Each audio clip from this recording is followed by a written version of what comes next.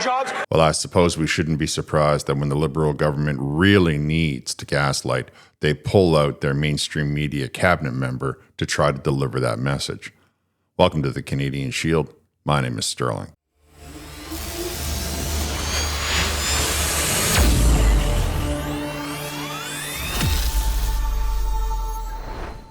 In case you're not aware of it by now, this Liberal budget is a fiasco. It's a disaster.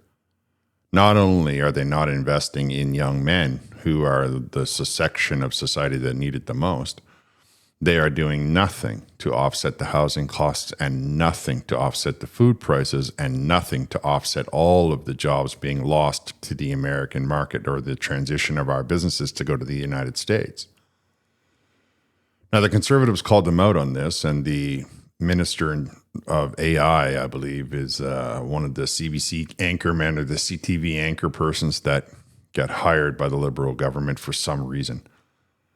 And he stood up in the House of Commons and attempted to gaslight everybody in the room into thinking that everything was just going hunky-dory and they were doing a wonderful job. Now, every time the Liberal government starts to bang on about numbers from Statistics Canada, I know that they are trying to manipulate the numbers, because when you point out things like our GDP hasn't grown in 11 months, they tell you Statistics Canada is not a good resource, and there's some random person in a university in downtown Vancouver that's got something that says exactly what we want to hear. However, this time, when it suits their purpose, well, they will try to bang on about it and talk about it in the House of Commons. Let's get into this. So just before I tear this statement to pieces, let's hear it. Innovation. Speaker, here is something to applaud about. We created 67,000 new jobs last month. That's right. Mr. Speaker, this is about building an affordable nation for a nation of builders. This budget does just that. We are building affordable housing for young people. We are creating 100,000 new summer jobs. And Mr. Speaker, we are investing in the tech sector. 800,000 workers, fastest growing job sector in the economy, many for young people. I hope the Conservatives, and many of them do, support this budget. So many things wrong with what he said there. I would just take out a couple of them. 100,000 summer jobs. It's November at time of recording. November. So I'm not 100% sure how you're getting them summer jobs, but I guess like anything the Liberal government says, it's always just around the corner. It's coming any minute now. Don't worry about it. I know you've been waiting since 2015. I know many of you have been waiting since you were 12 years old for the Liberal government to finally come through on many of these promises. Of course, we know that he's only acting. Those weren't his true thoughts and those weren't his true words. Somebody handed him that statement. That's why every time the Liberal government stands up in the House of Commons, they have to read it, because they didn't come up with the answer themselves. There's a speechwriter who answers all of these questions. There's probably a team of them, and they look for the right wording and they look for the right things to say. Then it gets approved by somebody who's trained in political science. And then they hand it to these people as they walk down the aisle when they first come into the House of Commons, or they email it to their phone and one of their staff members prints it. It's not his own answer, which is, of course, why they always have to read it, which is something you need to understand, which means I guess we should vote for the people that are writing the speeches. Then 800,000 jobs in the tech sector. Come on, man. The tech sector right now, the AI is already light years ahead in the United States of America. And the people that might get employed in Canada in the tech sector still have no place to rent, still have the most expensive food, still have the most expensive gas. If they are capable and trained well enough to work in the tech sector, whether that be in the development of the the power generating station, doesn't matter if it's hydro, nuclear, coal-fired, doesn't matter which one it is. They are going to be going into the United States and get a decent job with a half-decent house and the ability to buy a truck and put gas in at 50 to 75 cents a liter. They're not waiting around for the Liberal government another 10 years. No, who has that kind of time? Nobody has that kind of time. People are sick of waiting for you. 800,000. But that's why they gave it to this guy, because he without blinking an eyelash, because he's so used to feeding the Canadian population the gaslighting, he said, oh, no, it's 100,000 summer jobs in November. It's 800,000 jobs in this magic sector. Oh, it's a budget for Canadians that are builders, even though 15,000 construction jobs were lost last month. Let's have a look at the report that he is stating, and we'll just show you a couple things there on how what he's saying may be on the surface accurate, but in reality, he's splitting a hair. Here's the survey or the report that MP Solomon is referencing. It's called the Labor Force Survey. It's done every month. This one is for October 2025. The highlight says the employment increased to 67,000 jobs. And you think in your mind, okay, so we lost 100,000 jobs to the auto sector, but we got 67,000 of them back. Yeah, we'll circle back to that. The second consecutive monthly increase in the employment rate rose 0.2% to 60.8%, indicating that 40% of the people in this country are unemployed. The unemployment rate declined 0.2%, obviously. Remember, it's a labor force survey, so it's only dealing with people that are on employment insurance. Employment growth was concentrated at young men 25 to 54, went up 33,000, indicating, of course, that it's 34,000 for other groups and sectors. Youth age 15 to 24 went up 21,000. Now, here's the numbers that I want you to look at. So they're trying to tell you it's 67,000 and it went up, and they're going to create all these wonderful jobs and do all of these wonderful things. And we've lost 100,000 jobs in the auto sector. So, by offsetting it by 67,000 jobs, now those auto sector jobs pay really well. You can support a family on those jobs. You can support a family on many of the jobs that have been lost in the United States of America. What kind of jobs are they being replaced with? Well, there were more people working in wholesale and retail trade.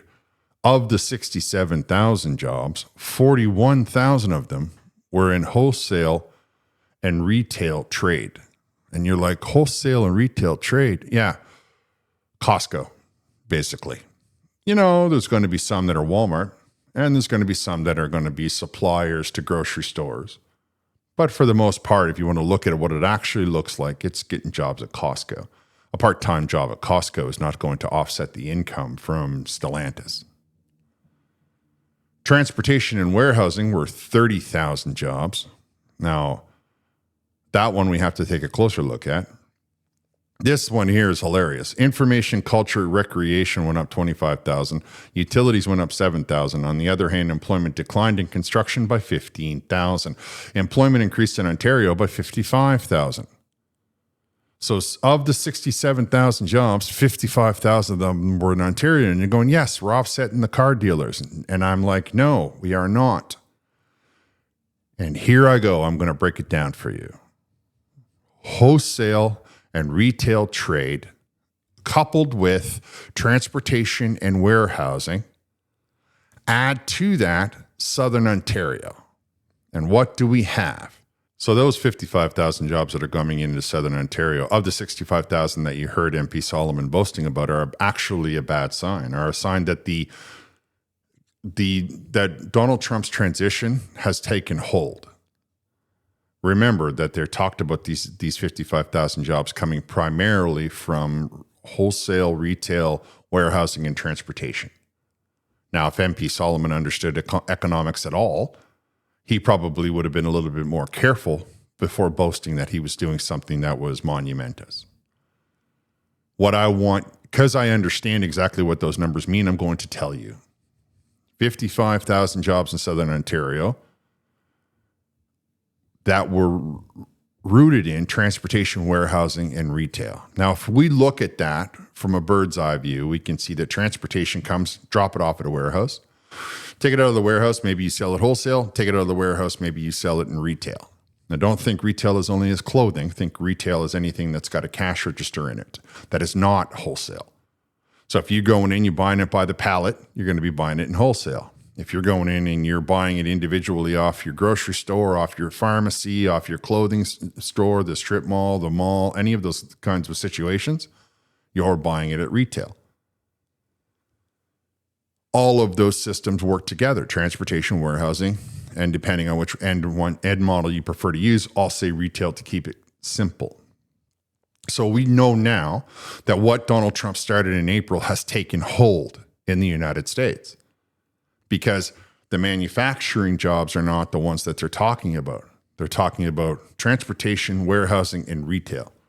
So all of the mechanisms that were once in Canada have now gone into the United States. The manufacturing is happening in the United States. They're loading it onto a truck, taking advantage of the same non-tariff stuff that you heard the Mark Carney brag about when his negotiation tactics fell to pieces with Donald Trump, driving it over the border tariff-free, dropping it off in a warehouse, and then having that redistributed to their individual stores.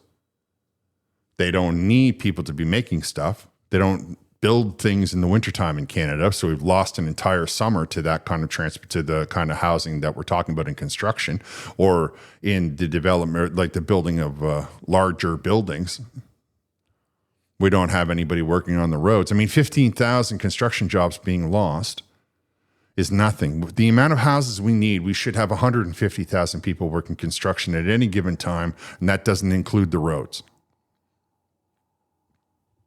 Nonetheless, we understand now that what's happening is the companies, the corporations that had moved their industry to the United States have gone through all of the time of finding the building, getting the permits, hiring the local people, getting their machinery installed, setting up the new routes, getting the drivers. They've done all those things that it takes to get the business up and running, starting up.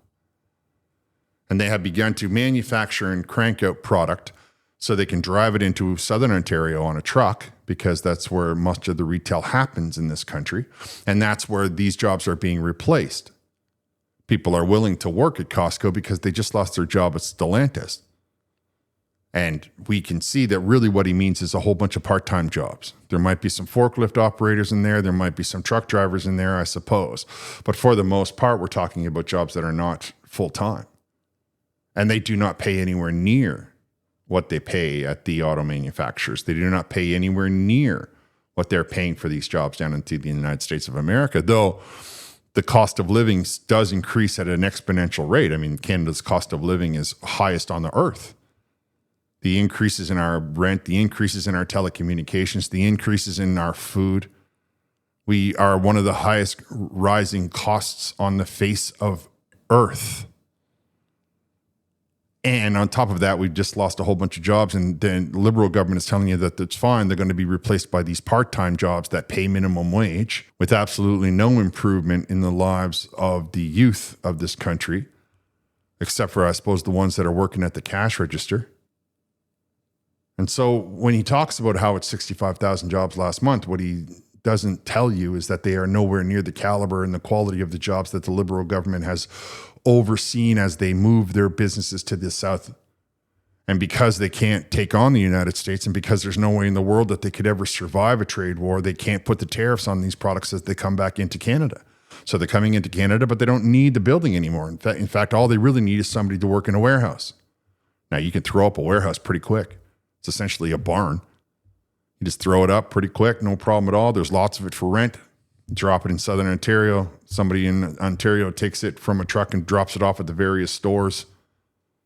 And the cycle repeats itself. And now all of a sudden, everything that you're buying is coming into you, not from Canada, but from the United States of America. And the Liberal government is trying to brag about it. The Liberal government is trying to flex on it, all the while trying to stall you with big numbers like, oh, it's going to be 100,000 summer jobs and 800,000 jobs in the tech sector, which is astounding in my mind, because I guess that's how they're going to justify bringing in people from other parts of the world, because we all know they have not invested any money in training people in Canada to work in the tech sector or in the construction sector. People come out of high school in this country without a single solitary skill unless they manage to get a part-time job working at McDonald's, but the school itself has not taught them a single thing. Not enough, not a real world skill, not something that they can get up after graduation, go out the next day and get a job. There's no foundation in the learning, unless, of course, you want to be an accountant, and then I suppose there's some foundation.